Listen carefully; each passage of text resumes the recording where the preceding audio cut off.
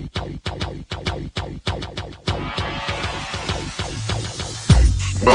to the ODDSBREAKER'S #1 place for shared, sharp betting information. Welcome back to podcast 1 of 2021. I'm your host, Kiev O'Neill. Follow me on Twitter at OBKiev. Follow us at the ODDSBREAKERS. Follow us on social media / the ODDSBREAKERS. This episode is being brought to you by jazzsports.ag. For a 100% sign-up bonus, please visit Jazz Sports and use the promo code ODDSBREAKERS. Terms and conditions apply. If you'd like to help us out with our costs and sponsor the podcast and the website, we would love to help you out. Please visit theoddsbreakers.com, click shop, and become a member. For $24.99 a month, you can get my plays and premium plays when I make them before the line moves. If nothing else, please visit theoddsbreakers.com and become a free picks newsletter subscriber. Happy New Year, my friends. We made it through 2020. 2021 is starting to look up. The NCAA tournament has been scheduled in the state of Indiana. Looks like we're going to have it whether we have fans or not. Hopefully this COVID stuff ends and we can start having fans, and maybe we can have somewhat of a normal baseball and hockey season coming up as well. So things looking somewhat up. Obviously, college football is almost to the end here. Had a great bowl season. Really happy about that for premium subscribers. We're going to go over those numbers after the championship, all of our college football numbers. And most importantly, we have college basketball and still the NFL here to handicap. And as a matter of fact, we are covering the NFL today. We have a great guest, Mr. Doug Upstone from DocSports.com. Will be back to break down the playoffs. Before we get into that, if you are looking to contribute to the ODDSBREAKERS, we'd be more than happy to have you. If you're looking to blog on some picks or just some articles on our site, get your name out there. Please contact us at theoddsbreakers.com. We'd love to hear from you. Lots of people like to do the NBA. If you know anything about the NBA or hockey, please feel free to come on and show us your stuff. So before we get into football, I wanted to talk a little bit about some regression candidates for college basketball. I think it's important to look at situations that some of these teams are in. I'm going to be doing this when we do our Thursday night / Friday show, most likely, but I might change the format and give you college basketball regression candidates on Monday. So we're basically going to talk about teams that maybe overachieved last game they played, or maybe they underachieved the last game they played. A lot of times when that happens, they kind of bounce back to where they should be at, or they overcorrect and do a little bit better or a little bit worse. There's a lot of free throw luck involved in college basketball games. We're going to cover a little bit about that. And we're going to cover 3-point percentage as well. And this is just going to be kind of brief. So it gives you an idea of maybe a team could be faded or you could be on them next game just based upon what they're averaging. We got enough of a sample size on most of these teams. Some of them have still only played a few games, but as the year goes on, this information might even become more relevant. So starting off with basketball shooting percentage, all right? So what you're looking for here is a team that happened to shoot really well in their last game, but they don't shoot really well normally, right? So basically you're looking for teams that shot over 52% and average less than 44%. So for their next game, you might want to fade them because they might have a correction there, right? And there's numbers on these. Ralph Michaels talks about them sometimes. They're relevant numbers, how teams can regress back to the mean or progress, whatever you want to call it, if they want to do better. It's still called regression, but either way, this is important information for you, so I decided to include this on the podcast. Starting out with the first team, Binghamton, shot 59.2% from the field, and they averaged 41.8%. They are definitely a regression candidate.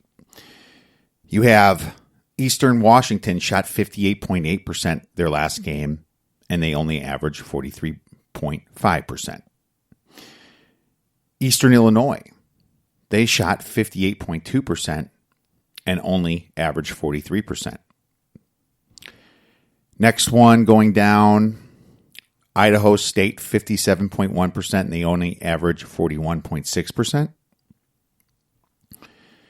Got to go far for the next one. 54.8%. App State, they shot 54.8%, and they average 42%. Stetson shot 54.7%, and they average a lowly 38%. Okay. Next one, Loyola Marymount, 55.1%, and they average 43.8%. And nope, already covered that one. Detroit, 54.2%, and they only average 40.6%. One thing I will say about Detroit is that they played a pretty hard schedule, so probably pull that one out. So Detroit playing a lot of Big Ten teams there, it looks like. North Dakota State, 52.8%, and they only average 42.1%. They shot very well last game. And UNLV, 52%, average 41.5%. And Wichita State shot 52%, and they only average 40.3%. That's our threshold.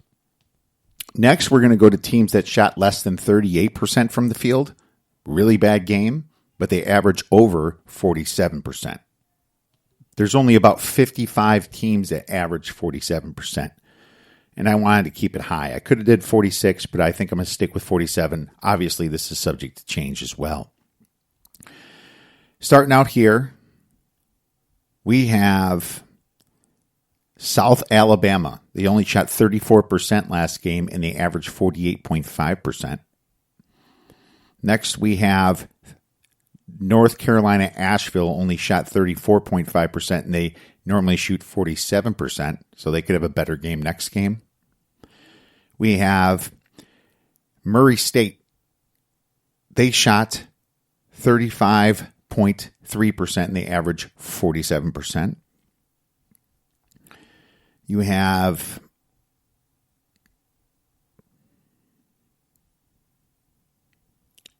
Maryland.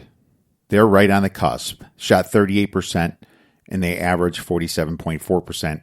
That game we had the under versus Indiana. Thank goodness. So that's the progression candidates that could do better next game, according to these stats. The next category we have is 3-point percentage, opponent 3-point percentage. So if you're pretty good at guarding the three, and the last three games, opponents shot the lights out, and that's kind of when you're looking to possibly be on that team for next time. You're looking for discrepancies here. 8 to 10 percentage points. One candidate would be Southern Illinois. The last three, they scored 54.7%, and they stopped the three to 40% normally. The next one would be Arkansas State, 48.4% opponent shot. And they average 35.9% defending the three. Next one, we would have Gardner-Webb. Opponents shot 44%, and they average 33.2% defending the three. South Carolina State, 44%, and their opponents are at 34%, 34.6%. That's how they guard against the three. And finally, we have Duke. Opponents shot 46.3%, and they average 35.4%. So opponents have been shooting pretty well against Duke, possibly part of the reason why they've been losing a good amount of their games lately. So, Duke's been in a pretty bad streak lately. But also Duke's been off, and a lot of games have been postponed. They haven't played since December 16th. So I'm not exactly rushing to be on them anyway. Finally, for the last one, we're going to do opponent free throw percentage. This one can go both ways. If a team happened to shoot the lights out from the free throw line, it's important to look at that. So, for example, Mount St. Mary's, their last 3 games, opponents averaged 96.4% free throw.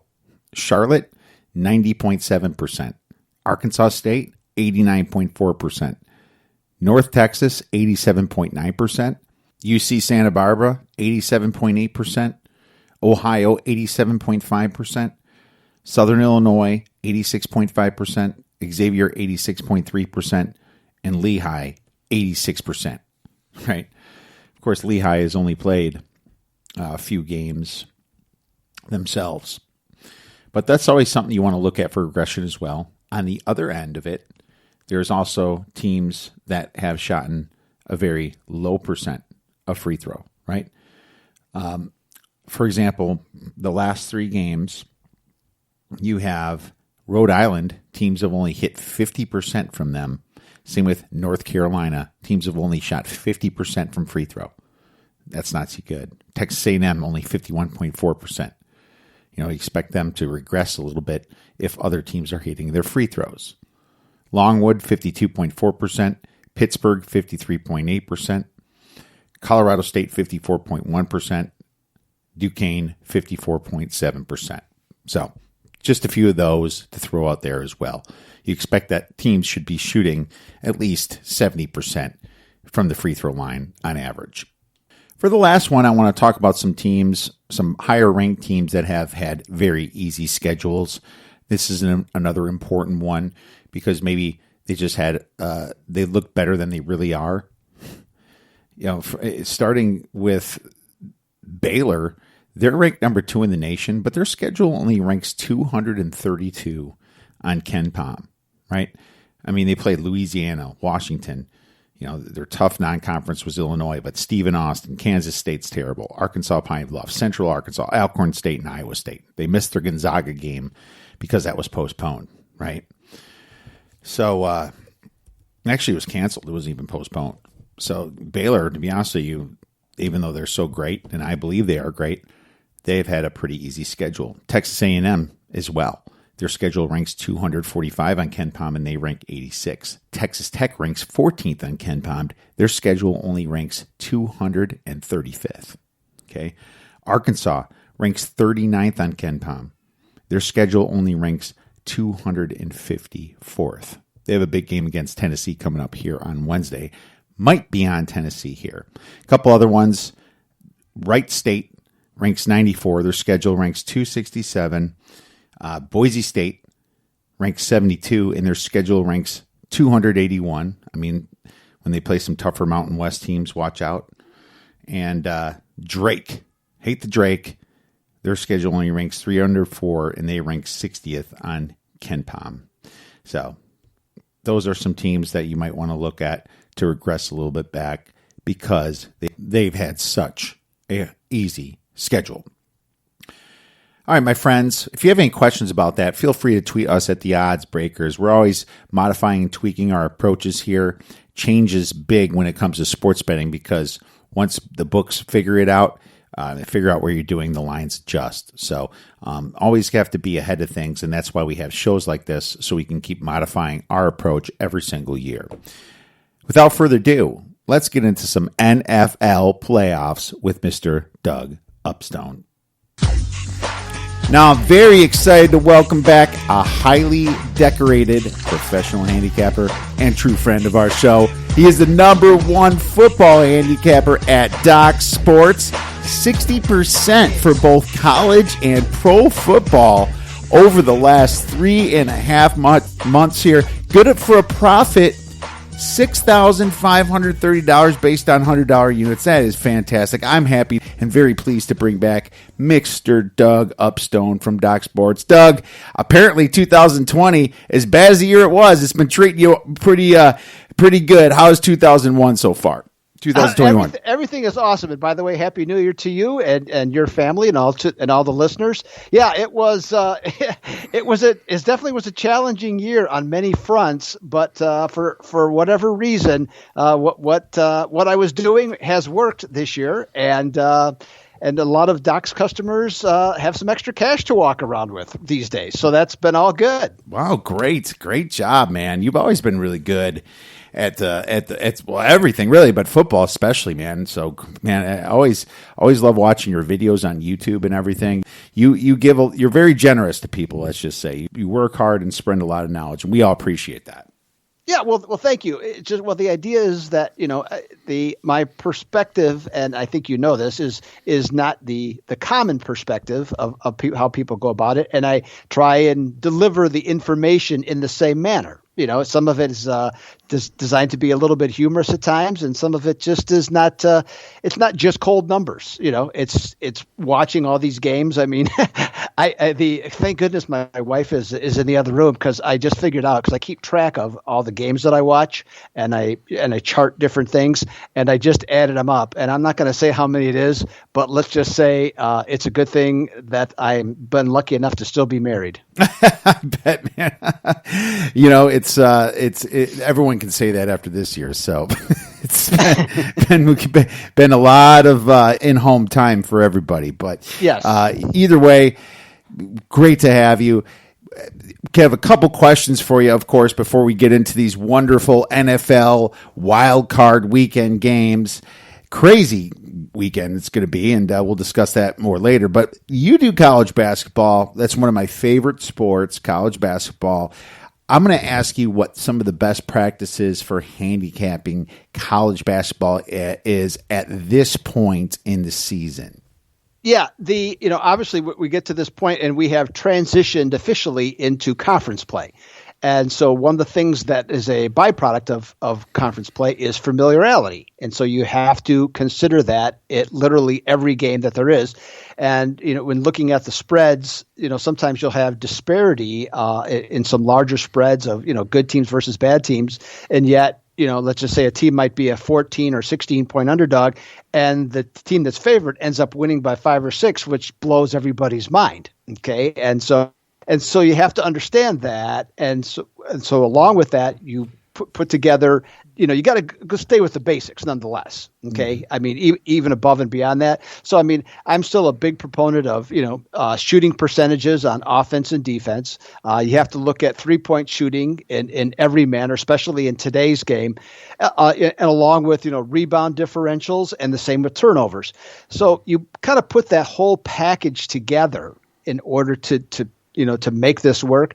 And this year obviously is a little bit different, because some teams have played, 10, 11 games already. Others have played 2 or 3. So you have to take that into consideration. And so some of the, let's just say, the home road differentials that you would normally have at this point, if we were in a normal season that started the second week of November, those are kind of out the window for the time being. So it gets a little bit trickier that way. Right. One of the things that I'm a big believer of, though, is, and as you have your way of how you like to handicap, Kiev, and I have obviously mine. And one of the things I look for is regression to the norm. And what I mean by that is, if a team, for example, normally shoots 43%, and they have, say, 2 or 3 games where they shoot 48%, I think it makes a lot of sense to look for them to regress to the norm. And especially if you're looking at that team, if they're a favorite in that situation, because they're, in this case, not saying this will happen, but it's more likely to happen, and history proves this, that they will have a poorer shooting game. So if you can bet against a team in that situation as a favorite, that's obviously to your advantage. It's funny you said that, because I just went over that exact thing before I had you on the podcast, talking about, if there's a game or a couple games that opponents are shooting a very high free throw percentage or a very high 3-point percentage, or just a game that that they couldn't stop the shooting. The shooting was nuts, then possibly there'll be a little bit of value on them. And at the same time, if a bad shooting team that last game shot lights out, they will regress down below what they were just to get back to the average, right? So exactly. So it's almost like people are going to think that I set you up for that, but no, I actually went over those exact things, and it's very important to people. I totally agree. Those are the kind of angles that you look for, and home road splits, unfortunately, this time of year was something that I looked at. And I can't really. There's a lot of teams that just played maybe one or two neutral courts or maybe an away game or two, right? It's just not there. But I will use those later in January, especially in February when some more data points come out. But for me, conference play is a lot different than some of this non-conference, and I think you got to look at what they did in conference last year. You'd have these teams like Indiana last year that destroyed non-conference opponents. I think Louisville last year and a couple other important, big teams, and then they started the Big Ten and just got killed. You can look at a little bit of that. There's always a little bit of overflow that happens into the next year when that happens.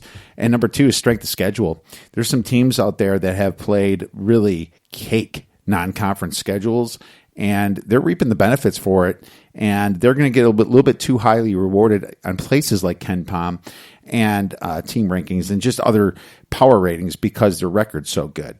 So I look at that as well, Doug, and try to find some value fading those teams. Yeah, that we're on the same page. I guess we're more similar than I thought we were, and trying to do this. But no, I mean, I think that's all very important stuff. And the other thing that I know that in college in particular, and I'm not, there's plenty of people that don't like angles, and I understand.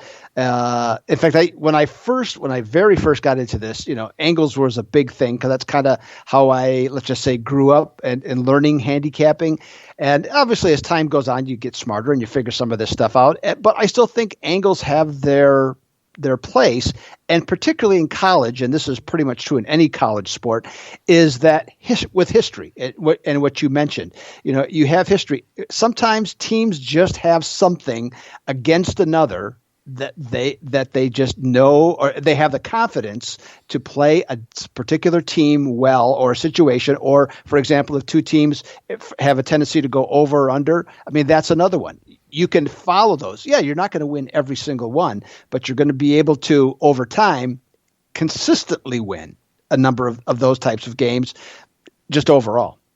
Oh, absolutely. Yeah, 100%. And systems and things like that have to be incorporated. And you do a great job doing that, and you have all the data points to find that stuff, right? Yes, I do. And that's why you have such a big customer base, Doug. And you keep rocking and doing what you're doing there because it's important.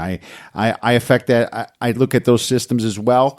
There's some great places to get that information, but just watching Doug's YouTube videos, you'll get plenty of it for about 2 minutes per day. So make sure you guys check Doug out on YouTube.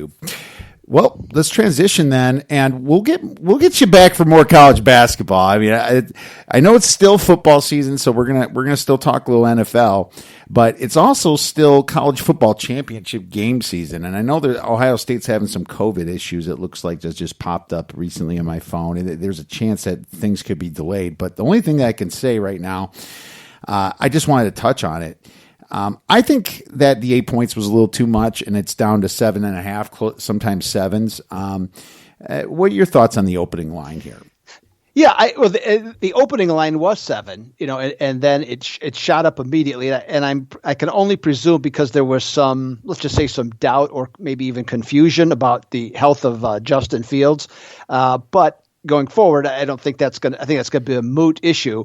And if the Big Ten had any say, they would probably put this game off till what, March? If they could, probably June or July. Yeah, I mean, just make sure everybody from Ohio State's fine, but vaccinated and everything else, so they could help them push it down the road a little bit, like they already have. But no, all kidding aside, I think the best way to look at this game, I think, is to be patient. And when it comes to betting, I think the line at 7 was extremely fair. I think it's right, to be perfectly honest. And so there's a lot of factors you have to consider. And so, but I think at 7, whatever side that you might like, I think, and obviously a push is a possibility, but I think that creates the best value as opposed to, a half-point hook. Now, if you like the underdog, at Ohio State, of course you'd want the set plus 7.5 or plus 8, whatever the situation happens to be. But beyond that, there's a lot of questions to me about this game. And I'll just throw a couple of them out to you and see what you think as well on this. Sure. Ohio State, they played essentially the perfect game against Clemson. Okay. And they did a lot of things that were right. But the thing that I wonder about, and in fact, I wrote part of an article about this at Sportsbook Review, is, I was not aware until, the matchup was set that everything that Ohio State pretty much had done over the past year since they lost to Clemson in a game they should have won, everything, including the training rooms, everything was based upon that game. So they spent basically a year carrying that as motivation. And then they played the perfect game. Everybody did their job, including Ryan Day as a play caller.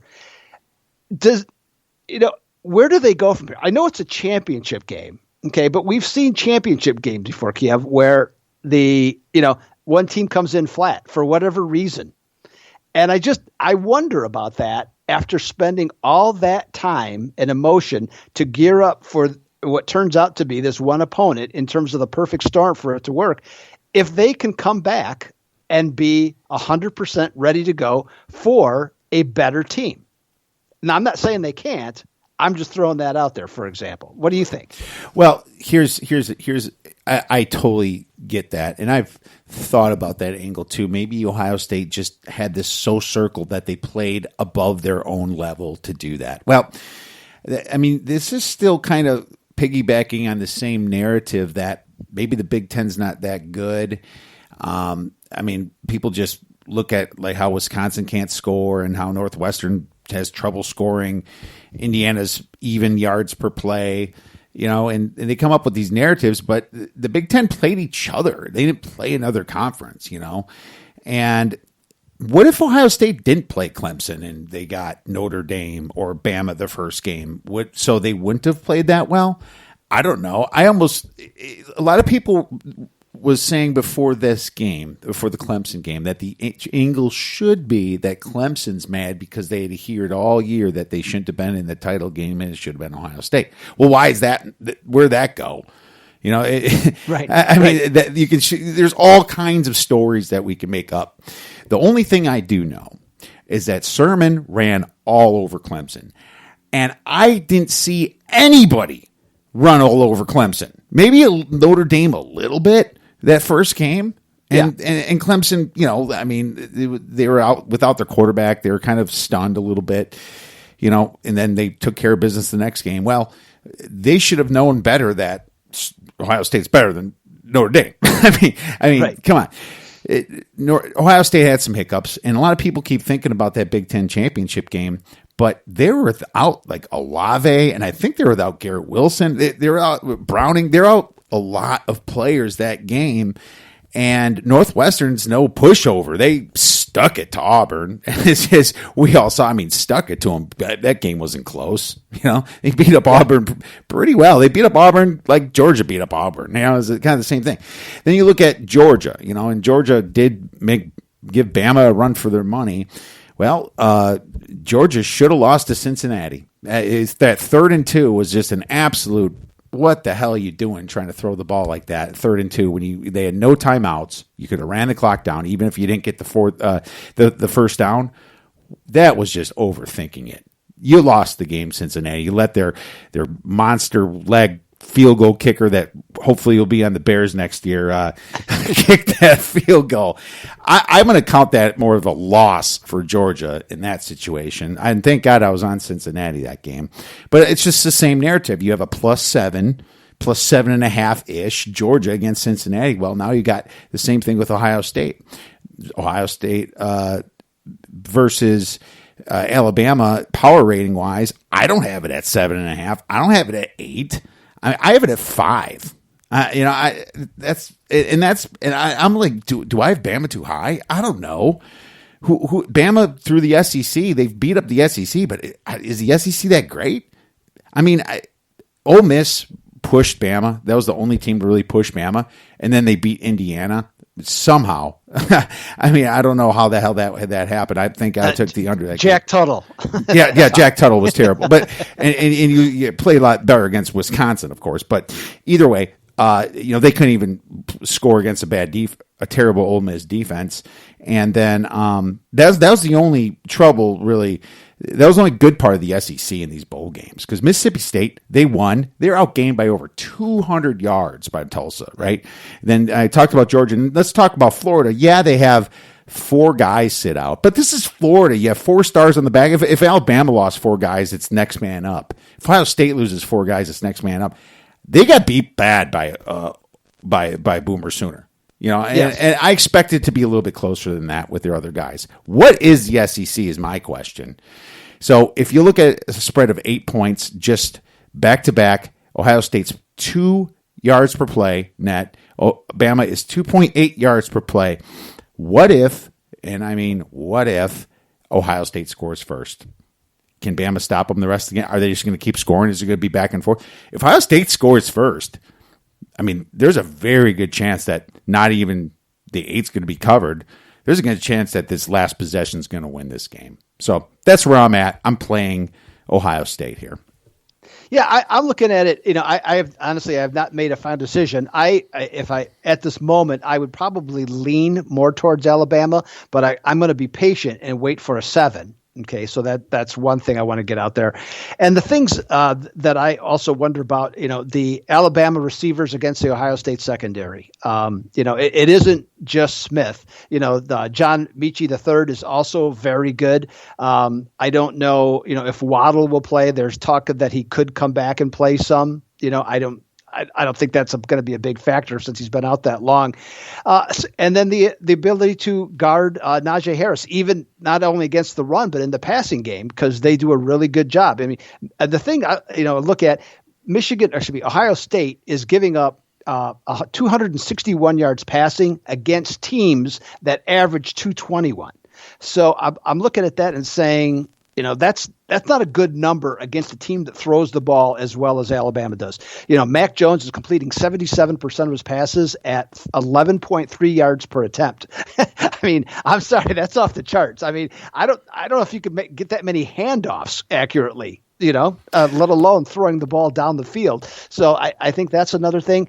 And, and the importance, to me, Ohio State, there's 2 things that are important. And number one, it starts with, you mentioned Sermon. I think if they're running the ball with him, that will be a huge deal, because that will really help set up fields to throw the ball. And the other thing is, Chris Olave, I think that, he's such an important part, when he didn't play against Northwestern, Fields, in my opinion, looked lost. However, Patrick Surtain plays for Alabama and is the best cornerback in the country. And he covers, most things, but he covers better than most tents, so from that standpoint, I think that, they has a chance to, to take it away, from that standpoint. Ohio State defensive line, they got the backup center for Alabama because I forget the center's name, but he was first team All-American. If they can, Landon Dickerson, that's what it was. It just came to me. But if their nose tackle can rough up like he did against Clemson, if he can rough up the center for Alabama, and get in Jones' face, that changes the dynamics. It really does. And that's what I'm counting on too. I'm counting on a pass rush, because I've seen it, and I've seen them get quickly to Trevor Lawrence, and in the Big Ten championship game, they did the same thing to Northwestern. In Northwestern, they jumped them. They were without some players, but when the rubber met the road, Ohio State said, "Okay, it's time to put the pedal to the metal and do what we do to Wisconsin and everybody else in the Big Ten West." And that's what they did. Now, I am worried about the linebackers for Ohio State because of all the crossing routes that Bama runs, and that could beat them. If you can't get your hands up and batter down a few passes, and you're not getting to Jones, Bama's going to score every time. It's just the question is, are you going to score every time? Well, I'll tell you this: Fields looked damn good last game, and I'd rather have points than take points in this game. So that's where I'm standing. What more interesting thing that about Alabama? I forget now if I think they've played 12 games. They have scored at least 21 points in the first half of every game. Mm-hmm. And the only game they didn't, they scored 20 against Georgia. So, you got to be ready to go if you're going to play this Alabama team. So it's time for them to finally have a hiccup, right? No. Yeah, that's what Ohio State fans are hoping. That's for sure. Alabama is 30-10 in first halves the last 40 games. So if you bet Alabama first halves, you've been really, really making your stats look pretty good as a sports bettor. Let's put it that way. Without a doubt. Great points. All right, man. Well, that's good. A little bit of back and forth there. And I'm going to be playing some props. So that's for sure. I'm going to find some fun props to play.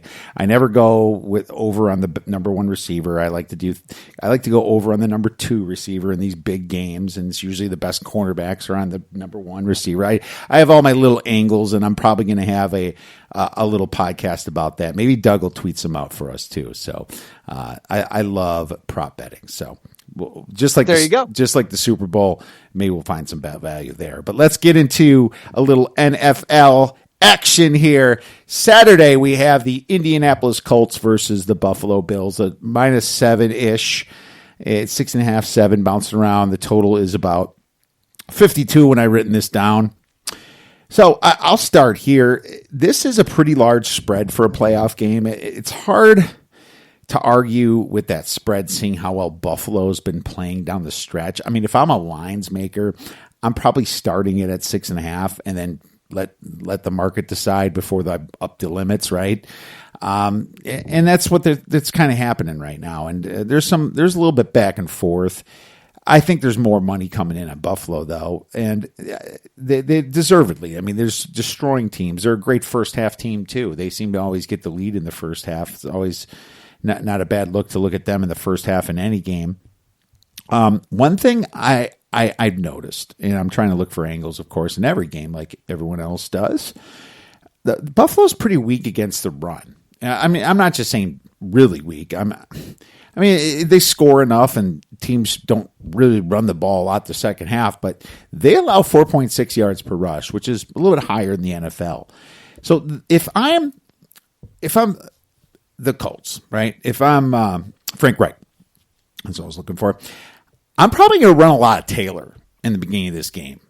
I don't even know if it'd be the worst thing to start with the ball and just drain the clock and try to jump them. You know, a lot of teams like to defer to halftime because they'd rather get the ball at half. I don't know if that's a smart thing to do because I don't want Josh Allen to put me on my heels. You know, I'd rather be on their heels. Now, I don't know how well it's going to work. And Taylor's had his fumble issues in Wisconsin, but he's been pretty good lately in the NFL. But that's how I'm playing this game. I'm trying to limit the possessions here. Taylor's been great. He ran like 250 yards last game. Of course, it was against the Jaguars, but you know he's been looking pretty good. If I'm just looking at straight power ratings, I don't have it at 7. I have it at 5.5. Now the Colts have struggled against some teams they shouldn't have had to struggle against. You know, that's why they could have been taken out. I mean, it's funny how Buffalo beat Miami to let the Colts in. If Miami would have won, the Colts would have been an 11-win team in a 17 playoff year. Imagine that, 11 wins and missing. That would have been absolutely nuts. Well, I ran some numbers, and my algorithm has a score 29 to 24.5. So and that's exactly what my power ratings has. It has it at 5.5. So I'm going to lean Colts, but I'm not rushing to the window on this one, Doug. I think that's going to get at a clean 7. And I think that you might even get a little bit more on that, maybe like a dead even 7 or something like that. But I'm just gonna lean the Colts right now. Buffalo hasn't won a playoff game in years, and they won the division, but there's got to be definitely some butterflies in their stomach here. What are your thoughts? Oh, no question. Well, this is their first home game since 1995, when Jim Kelly was still the quarterback. Oh, that was goodness. That was the end of the line for their run. That particular game, I think they lost to Jacksonville, if I recall. And so, yeah, it's been a long time. Now there's going to be some fans there, so that's a positive. And I think it's only like 6,000 or 7,000, but it'll sound more like 40. You know, because of how excited they'll be, you know, to be in that situation finally after all these years.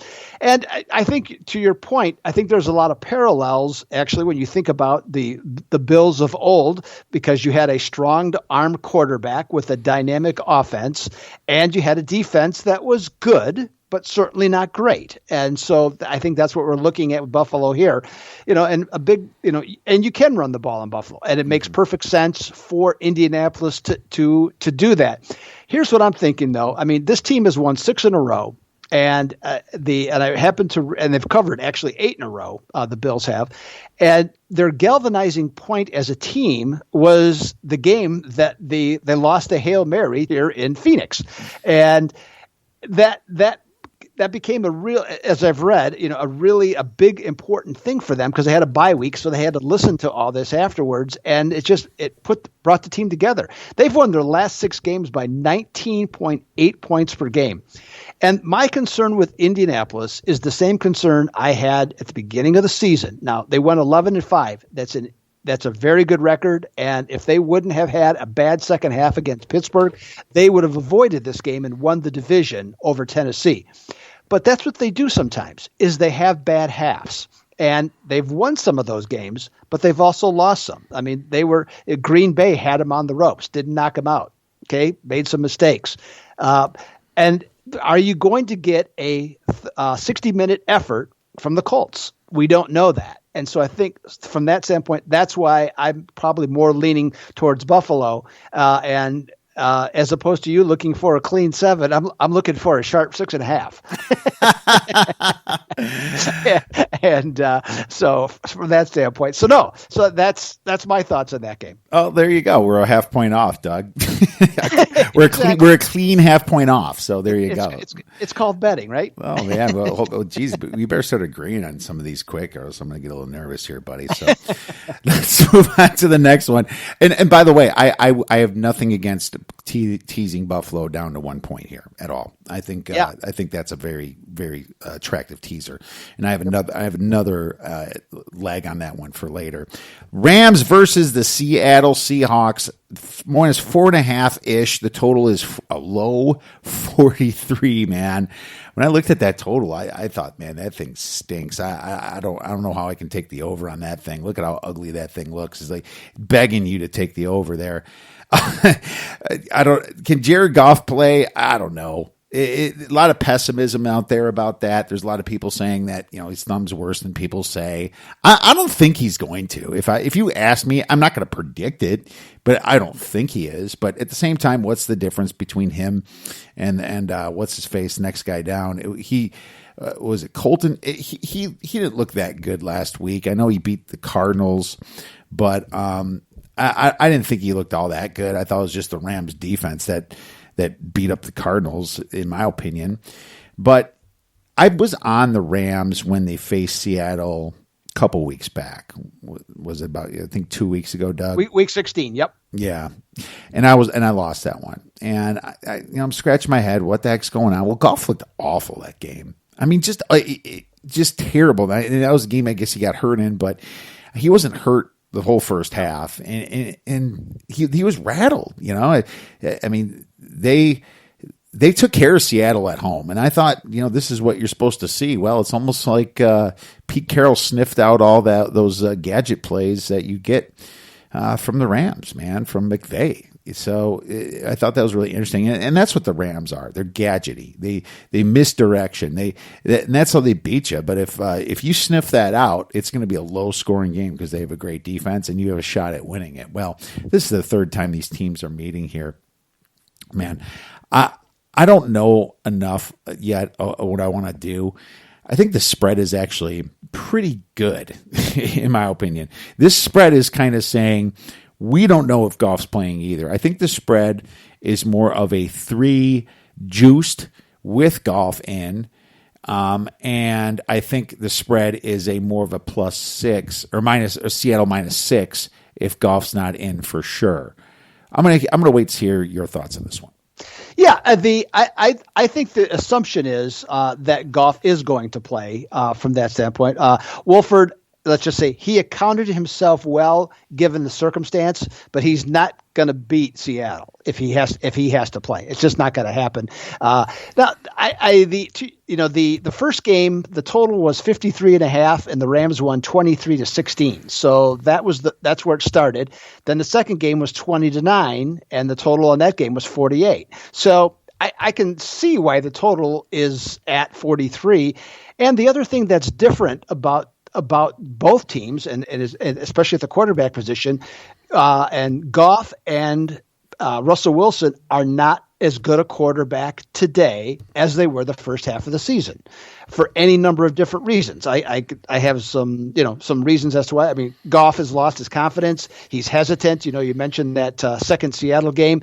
I mean, I can think of 2 or 3 instances just off the top of my head where he literally could have run for a first down. Okay. Mm-hmm. But yet he tried to throw the ball downfield and missed a guy by 5 yards. Right. So he just unsure of himself for whatever reason. And the same with Russell Wilson. I mean, he was going to win the MVP after week 8. Okay. I mean, he was the guy. And then afterwards they decided to go more towards running because, all they could do was pass the ball. They couldn't do anything else. The defense was terrible. So Pete Carroll made the decision that we're going to run the ball. They got a couple running backs back.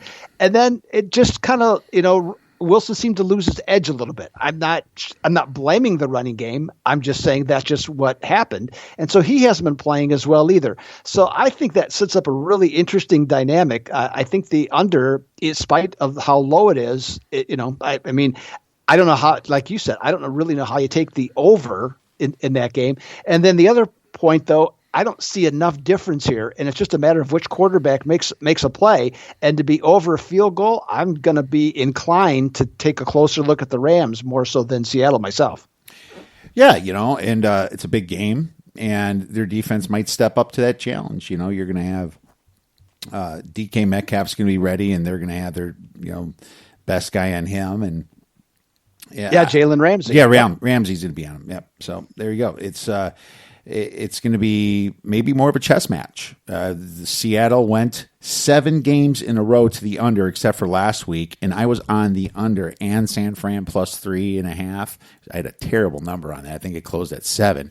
I took it early. I couldn't believe that Seattle was taking that much money, and I know it was in Arizona, but I was shocked I was on the wrong side of it. But I ended up winning because the touchdown that took it over my over was the one that made me win the bet. But at the same time, Beathard fumbled that ball, and they should have lost by 3 earlier. They should have drived and fluttered out, but he gave Seattle a touchdown there, and I was just like, I'm not winning both of these no more.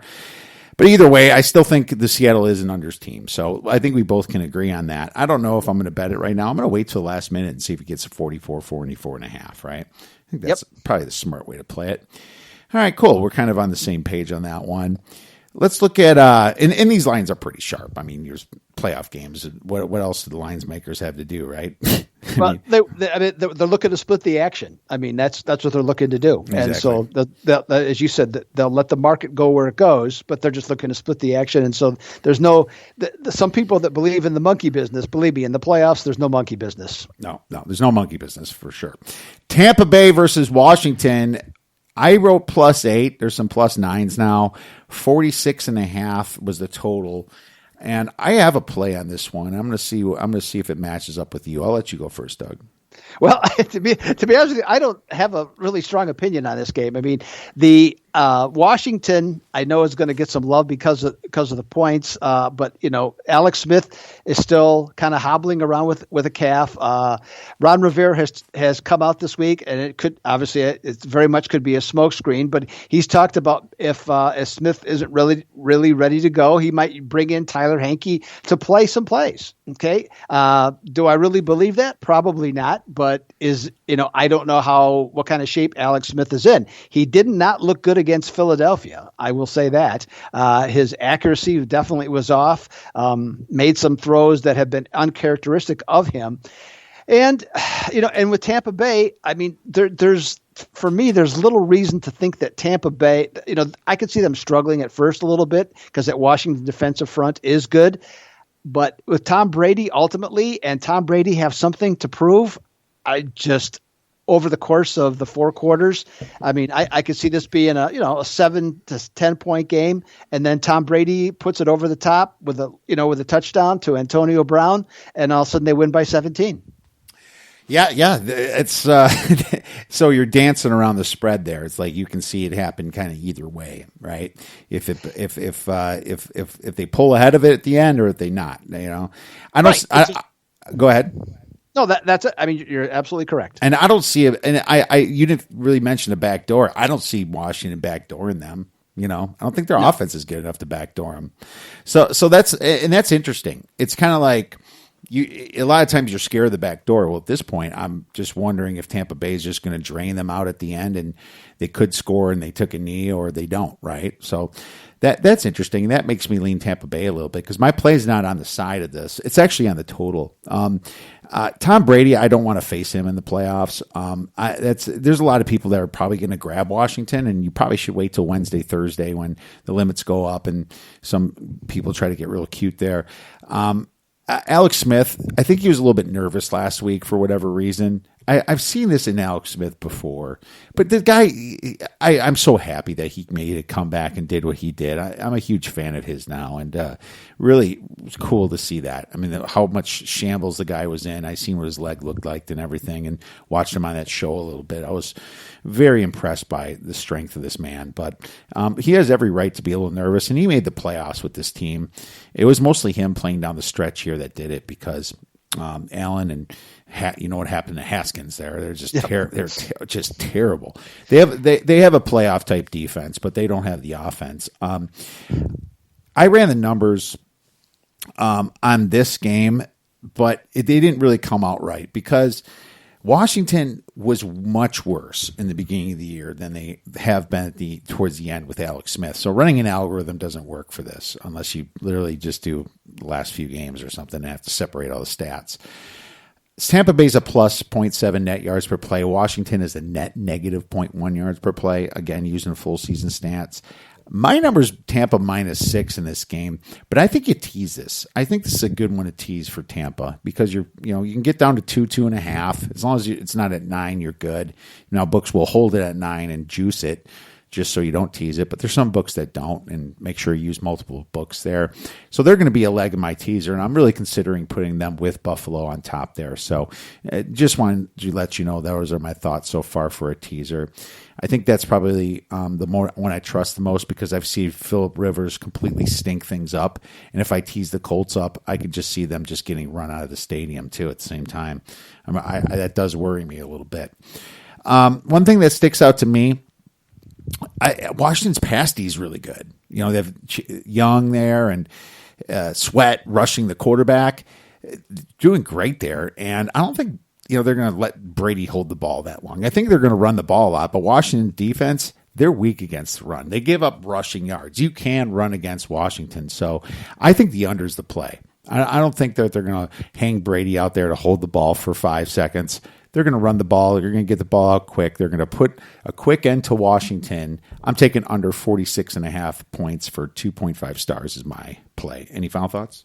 Yeah, I agree with that. I think your logic is correct because I just, the question is how many points is Washington going to score? And that's really what you're counting on here. And if Tampa Bay gets a lead, there's no point in not just putting the game away. And if they can get Ronald Jones hot, I think that's good. And the one other thing too that I'd like to at least throw out there, Haskins. I don't know if this is his nickname, but it should be. His nickname should be Eddie Murphy because he likes to party all the time. He does like to party a little too much, and I thought Johnny Football pretty much showed what not to do, but there's still players that obviously do that. So have a little problem, yes. Yeah, it's going to strip bars during COVID season, and you're getting paid millions of dollars, or have the opportunity to make even more millions. Yeah, not great life choices there. Well, the good news is they have a great future there with Riverboat Ron. So hopefully next year we'll keep seeing this team coming back. And just real quick, the Giants at 6-10. Don't cry about missing the playoffs when you're 6-10. I'm a Bears fan, and the Bears won 8 games, and I'm mad that they made the playoffs because that's how bad they sucked this year. And so, as a Giants fan, you literally have absolutely nothing to say about that. Who cares if the Eagles didn't want to try that game? Plus, they improved like 3 or 4 draft spots by doing that. It's like, why would you risk somebody, Jalen Hurts or somebody with a nasty injury too, if you don't have no chance of making the playoffs? I don't know what your thoughts are in there, Doug, but. I just, I don't like tanking in any, I don't know. I can't say that I don't have a strong opinion on if they did tank or not. I just think that Doug Peterson handled the whole situation poorly, I guess, more than anything. But I am no fan of tanking at all, and under any circumstances. You play fantasy sports, and some, I've had some awful fantasy teams over the years, and I'll tell you what, I never once gave up. I didn't, and so it's a personal choice. Organizations, basketball is probably the most notorious. Baseball, certainly the Cubs in Houston were two examples of doing it and having it succeed. I just think it sets a bad example, and I'm just not a fan. So, well, I absolutely see your point there. I would never want that, but at the same time, Adam Gase wasn't tanking. He knows that he wasn't going to be there for their draft pick for Lawrence, and obviously they lost out of the number one pick anyway. Coaches don't do that. If you're truly going to tank as a GM, maybe you should go out there and coach him that game and give your coach a day off so you can do. It's not the way that things should be played. But at the same time, some teams just say, I'm going to put my third string in and my second string in, and I'm going to tell them to play their ass off. But I have to see what they are for next year. Some people do that. And I was just say with Suffield, if he would have started the second half, I don't think there's even a point of discussion on this. Right. Very true. Very true. All right, let's move on. Baltimore versus Tennessee. Tennessee plus 3.5. The total on this is 54. So I'm thinking hard about this one, Doug. I'm close to a play on it. I haven't played it yet, but I'm thinking maybe I should because this line didn't move, and I thought it would move, but it didn't, which means my side might be right. Everybody is playing the revenge angle in this game for Baltimore, and I'm not sure how smart that is. It's obvious that Baltimore has been better the last few games. They got some guys back. Their defense has been playing much better. But Tennessee, they have a really good offense. They have a bad defense, but they have a great offense. Now, Tennessee was able to expose Lamar Jackson's weaknesses last year. They forced him to throw the middle of the field. They didn't want to push him out of the pocket. They wanted to kind of keep him in the pocket. Who cares if he's got 5 seconds? Eventually, one of the 3-4 guys they rush will get to him. If they don't run the ball, they drop back. I thought that was smart from Vrabel. I thought that was very smart. And it kind of just made Lamar have to make choices and checkdowns. And I'm not saying Lamar can't do it, but I'm saying that I would rather do that than have him running for 5 to 15-yard chunks against me, because if he's doing that, my defense is getting gassed and I have no chance whatsoever. So I think they do that again. And secondly, my power ratings, I only have Baltimore 1.25 points better on the road.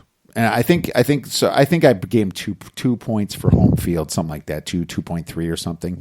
But so that means I probably have Baltimore maybe 3 points on a neutral. Well, this is 3.5. It's a little too high for me. And I ran it through my numbers with my algorithm, and I have Baltimore winning 28.5 to 26.5. So I'm very close here to making a Tennessee bet. I think they're live, and I think Derrick Henry, the whole narrative on him, remember this year, people were like, oh, looking at history of running backs, when they have over 300 touches from the year before, they tank the next year. Well, Derrick Henry not only proved everybody wrong, he rushed for over 2,000 yards, man. That just amazing. The guy is an absolute beast. He's going to be hitting the holes hard this game. If Tennessee has the lead here, I'm scared for Baltimore. I'm probably taking the points, but I haven't yet, Doug. You talk me out of it. I'm not. I'm in complete agreement with you. And your point of feeding the beast, that's what Tennessee's done is the winning formula. Besides what, how they've tried to contain Jackson and making him throw to beat them. Because here's the deal. Now, do I think that Tennessee is going to beat Baltimore 3 times in a calendar year? That's a tough one. Okay, there. But with 3.5 points, that's attractive. Again, feed the beast. Against the Ravens, Tennessee has rushed for 217 yards and 173 yards, averaging 5.5 yards a carry. That keeps the chains moving. That keeps that defense on the field, and it just wears them down. Okay, in the overtime game, I believe, I could be mistaken on this, but I thought Tennessee came back to get the scoring touch, to get the tying touchdown before the end of regulation, and then they took the kickoff and they went right down the field on Baltimore to win the game 34-28. And that's what they're going to do. Now, Lamar Jackson also big game player. I don't know. Okay, don't know. Not always been the best. Now Ryan Tannehill when you look at his stats in a lot of games, they aren't great. But what he does, he wins. Okay, since he put on a Tennessee uniform, that's all he's done is win. So from that standpoint, I think that Mike Vrabel has outfoxed John Harbaugh twice, and I think he's going to have a very confident team who's going to be at home, who is going to bring the energy, and they're going to push Baltimore to the very end. Okay, as a home dog. All right, man. Looks like we have some agreement on that. So you're playing it. Yes, I'm on it. All right, cool. Thank you. That would be, and I won't ask not to give up too information. That's all I'm going to ask you for. You got one free play out there. Thank you very much, Doug, and we really appreciate that information.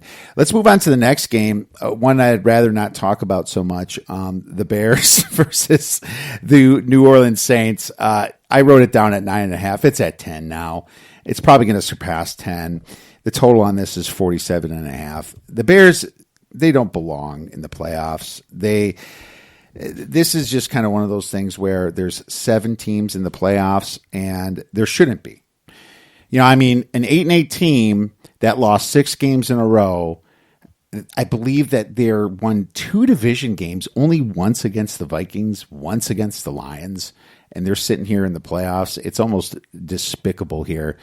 That's where the NFL got it wrong. I'm a fan of 6 teams, and I know the NFL wants more drama, but at the same time, how much of the regular season are you just going to hurt? Do you want your stars to start sitting out more games? Heck, fantasy football ends at week 16 because of the sit-out thing on week 17, and the Bears with these rules, and they keep adding more playoff teams, it makes the regular season less significant. I'm not a fan of that. But at the same time, this is why you're getting a massive dog here of the Bears. The Bears, without Roquan Smith, most likely, I think that there was good news about his elbow, and he's the leader of that defense. He calls the plays. He's the Mike linebacker. I think that's a massive issue. And I think the Saints can do whatever they want with the Bears. You saw the Packers. They were able to go over the top. The Packers should have won by more if Valdez-Scantling, I believe, didn't drop that pass. Yes. I mean, they have Duke Shelley out there trying to guard Adams, pulling him, grabbing his arm, and it's just like he's our third string cornerback, or we've been so injured. We need some more information on that. I don't think Mitch is going to put up a lot of points. I think they're just going to kind of flutter out if they even get into the plus territory in the red zone. It's just not a good position for them, especially with all the injuries on defense. What sucks is that they've actually made a nice run towards the end of the season, but I think that was just against really bad teams. It was against Jacksonville, it was against Minnesota's D, and it was against Detroit. And I think the other team was I can't remember offhand. It was a really bad team. So, the Bears were kind of penciled in to win in those games anyway, right? And then they play the Packers, which is just a pretty good D, I guess. It's not great D at the Packers, pretty good.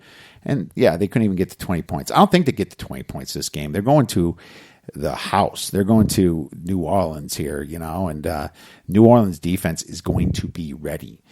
I think that this is one of those games where it kind of flutters out, and yeah, they're going to get jumped, and they're just going to Alvin Kamara him to death the whole second half. I would take a rushing prop on Alvin Kamara, especially if Roquan Smith is out. I don't care what the number is. I don't care if it's 110. I'm taking Alvin Kamara over his rushing yards. I'm going to probably give Taysom Hill a stupid red zone touchdown because they do that. And there you go. If Roquan is playing, I like the under of 47.5. I did take the under 47.5, but I'm not in love with it. I thought, and I gave it out to members because I did bet it myself. I only give out whatever I bet. But I expected Roquan to possibly play, but I'm not so sure. I like the under if he's playing, but I think the Alvin Kamara rushing prop is your best bet here. What are your thoughts? Yeah, I think there's not a lot to talk about in this game. The Bears offense is just limited. I know they scored a lot of points, and I don't care. You can only play who's on your schedule, and so if they had success against weaker defenses, well, so be it. Okay, they had chances against Green Bay, they just didn't convert on them, and that is a function of the quarterback unable to make plays. And when he is forced to throw the ball down the field, that's where trouble starts. And I think that's where it's going to start against New Orleans, because if New Orleans jumps up, 14-3, 17-6, something like that, it schools out. And so I think that's going to be where the problem is when Trubisky has to throw the ball down the field, pass rush from New Orleans, other factors come into play. This looks to be like 31-13. So I agree with your under on this one. And I would definitely look more towards, it's not an official play for me, certainly, but I'd certainly look more towards New Orleans. And I honestly can't consider Chicago. Yeah. I can't consider Chicago unless I know that Jalen is back on a corner. I'd like to know if Buster Skrine's back. And I would like to know if, definitely, most importantly, Roquan's back. They've been out with Jalen Johnson and Skrine for a while now, and I guess just we'll see if those guys can come in. I can't see Duke Shelley guarding anybody in this league. All right, well there you go. Prop is what I'm going to give out on that. Cleveland versus Pittsburgh, and Pittsburgh is -4.5, -5.5 now, because of some COVID issues that just popped up with Cleveland.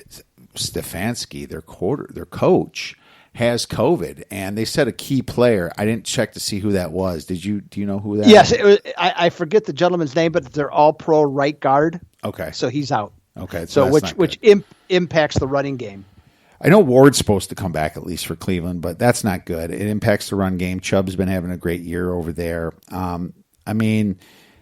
This game is about mindset, really. The first time these two played, Pittsburgh whooped them, right? But Pittsburgh lost a lot of big players since that happened. A lot, on defense. Yep. And they hit a lull. And they were a little overrated anyway, just playing off pure, oh my God, my receivers are catching these amazing passes type thing. It just, they have 3 stud receivers there. Deontay Johnson, Juju Smith, Schuster, and Chase Claypool. What a tandem! They always seem to have good receivers there. How does that happen? It's great drafting, I guess. Exactly. There you go. You answered your own question. There you go. They get rid of Antonio Brown and not even a hiccup when it comes to receivers there. But either way, my power rankings have this at 4.5. So whatever. And then you should penalize them without Stefanski. I think the spread's going to go up. I think people are going to pound Pittsburgh just because of Cleveland's history and the fact that their coach isn't there. I think if you can still get a 4.5, 5, it ain't a bad look. But the question is if you really believe Pittsburgh, would you buy back at a certain number? You want to play that gambling game where you buy the spread and hope to buy back. I don't think you're going to get a 7. And it's just because Cleveland's been playing really good down the stretch. My algorithm with the guard and the coach is actually a 5.5 point spread, 26 to 20.5. I just don't have a play on it, but I don't mind putting a teaser on it. I don't mind teasing really either side. I guess I would rather tease Cleveland past the 6, 7, and 10 right now. That would be my more lean right here. But otherwise, I don't have a ton on it. Any thoughts? Yeah. I think we're getting into that. And like we have with other games, we're getting that weird territory now in terms of what's going to happen. And then you have to start guessing how it's going to play out. And anytime you start guessing, you got a 50-50 chance to be wrong. So I'd rather go with something that seems more practical. And so the more practical thing is if the Pittsburgh offense has not been good other than one half in the last month when they had the comeback against Indianapolis. Other than that, they have not been good. I think the Cleveland defense is good enough to slow them down. And I think that with Cleveland having a different play caller, with having some different things, issues going on there, losing one of their top offensive linemen. I think that's going to have the game. I would jump on it early. Last I saw was 47 or 47 and a half. I think the under looks like a far better bet where you can get you might have an outcome somewheres in the, let's just say 24-16 range. Well, there you go. The under, and not a bad look either. And, points in the playoffs sometimes are hard to come by, and I hate to bet overs in the playoffs in general, right? And Pittsburgh's D is going to show up, but their offense has really spluttered, and Cleveland's defense hasn't been great, but I could see Baker Mayfield screwing up and them not putting up a lot of points there. So not a bad look at the under. Was it still at 47? That's what I saw before we started. Yes. All right, cool.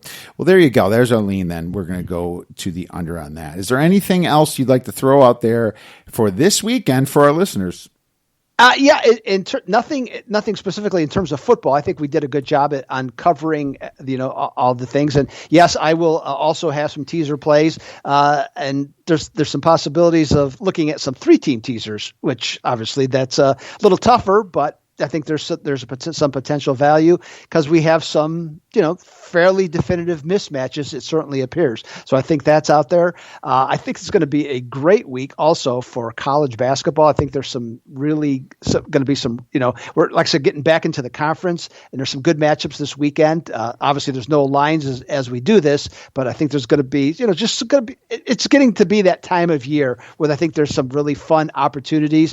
And if you pay attention to, like I do, and I know Kiev does the same as well, you pay attention to some of the smaller schools, ones that not just say notoriety, for example, a Drake, I think there's some real opportunity there. A Drake. Drake is undefeated, aren't they? Yes, they are. Oh man, that's interesting. And Drake's got a good game this weekend. I even looked. I don't know who I'm just more say. Looking at, my point was more looking at some of the less popular conferences, and because there's good value, and certainly now Drake isn't going to be much for value anymore because obviously in betting circles the word is out on them, and and they've done a tremendous job because they lost their big guy from last year. They had a big guy, great shot blocker, very intimidating. They lost him. He went to transferred to Minnesota, but and so the presumption was they're going to be a weaker team. Anything but with these guys. Very true. Very true. And they play Loyola Chicago. Well, there's a very good game. Who made right the Final Four last week. And Drake was one of my teams that have a great record, but didn't have a great schedule because, they haven't played a top 100 team. So that's just going to happen. But I think this is going to be a great game to watch. And I didn't handicap it yet, but I'll be handicapping this game. Hopefully I can find something fun for this one. I'm excited for this one. Yeah. A lot of these back-to-back games are going to have some angles too. So I've been that's been a really interesting part of what's been going on so far is these back-to-backs because by and large the Revenger has been the play. Yes, yes. By and large, it has, and so I'm not going to blindly do it, but I'm definitely going to be looking more towards that angle. I'm probably not going to bet on somebody to win back to back or cover the spread back to back, right? So I find that and odds makers are adjusting too because I noticed that this weekend because primarily they were just power rating those games, so if it was 8, somebody was favored by 8 and they won by 12, they maybe bumped it up a half point. Now, if there's something going on, they'll move it 4 or 5 points from the first game number. Oh, so for sure. Yeah. Big change. Be watching for that and see which way the public goes with it because they might just go by what KenPom tells them anyway, and maybe you can get that line back. So hopefully you'll do that. All right, Doug, where can our listeners find your information and plays this weekend? We are at Doc Sports, and there's a mugshot of me. Well, it's not a mugshot. I guess it's just a picture. But there's a picture of me there. You can check it out at the Doug Upstone page there at Doc Sports. As we have talked about, I've had a really, really good football season, and I'm going to look to continue that because we're going to be down to after Monday, 7 games, I believe that is. Yeah, 7 games. So things are definitely going to be winding down after this weekend, and so want to really finish strong for this year.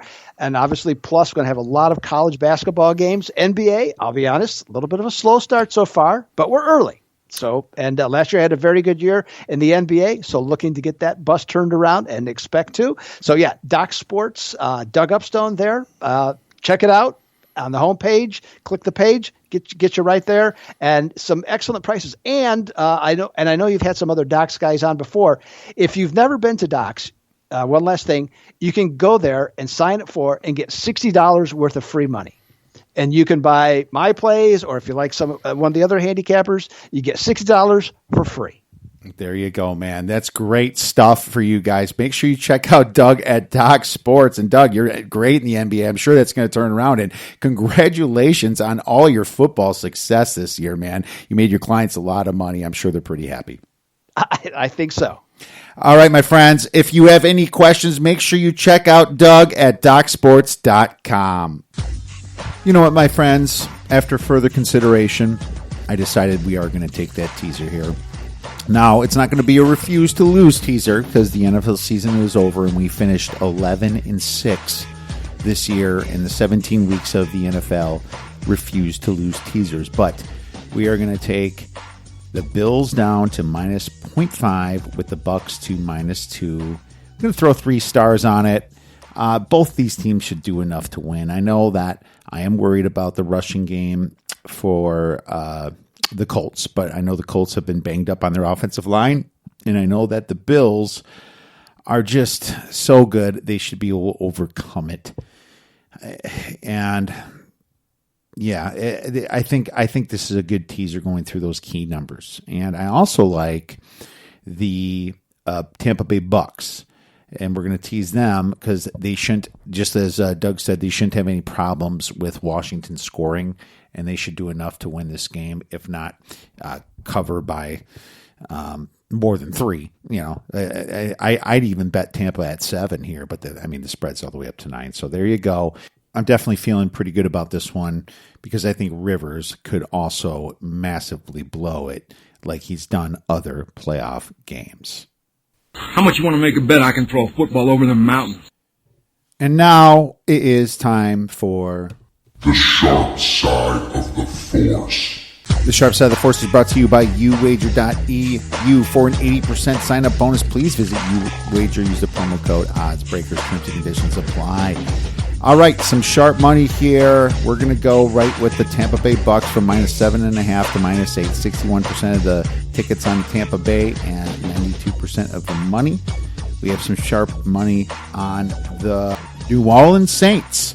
-9 to -10.5. 65% of the bets on the Saints. 97% of the money. Sharp money on the Steelers, -3.5 to -6. 61% of the tickets on the Steelers and 84% of the money. Sharp NFL totals. Colts versus Bills, under 52 to 51.5. 34% of the tickets on the under, 71% of the money. Don't like that one. Sharp money on the under. Ravens versus Titans, under 55. 29% of the tickets on the under, 72% of the money. Sharp money on the Bears under from 48 down to 47. 41% of the tickets on the under, 58% of the money. And that's about it for sharp money here in the NFL. Everyone, thank you so much for listening to this podcast. Thank you, Doug Upstone, for coming on. If you have any questions for us, or if you'd like to break down a college football game this weekend, please tweet us at the Odds Breakers. Have a great rest of your week, and go get some winners.